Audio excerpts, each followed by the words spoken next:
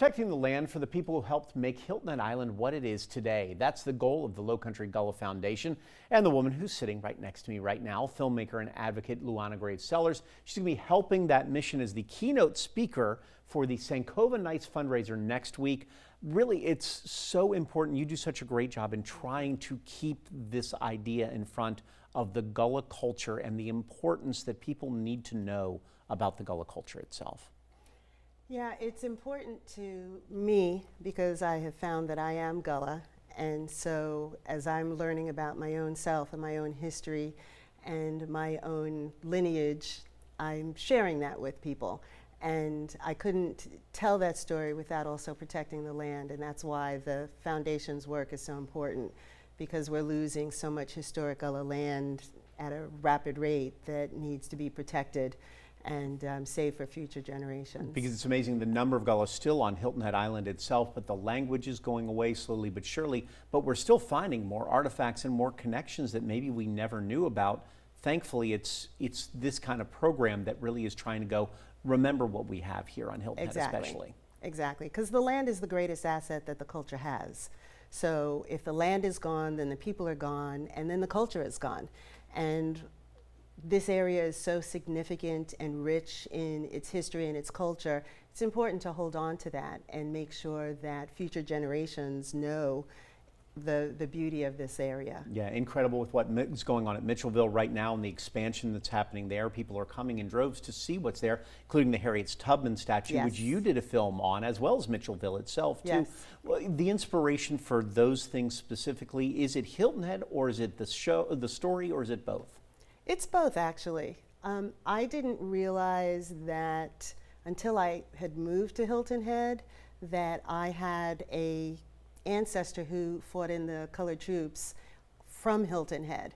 So I knew I was drawn to Hilton Head for a reason, but I didn't realize that that was the reason. And then it just became, there's so much history here that there's a story to be told, and so many voices that have been silenced that need to have the opportunity to be heard.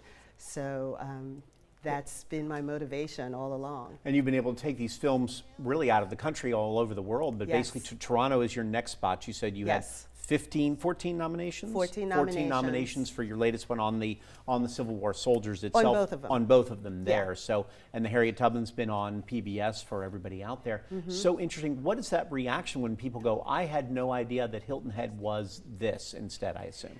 People are really surprised. I mean, to be honest, I was surprised because I have a degree in Black history, but had no idea until I started doing some of the research on the island and the area that Harriet Tubman was there for 3 years and 8 months on Hilton Head, but 3 years in Beaufort.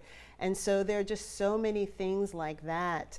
The involvement with the Civil War, the Combahee River Raid, there's so many things in Beaufort County that are important to America's history, and I've just decided that little by little I'm going to tell each of the stories.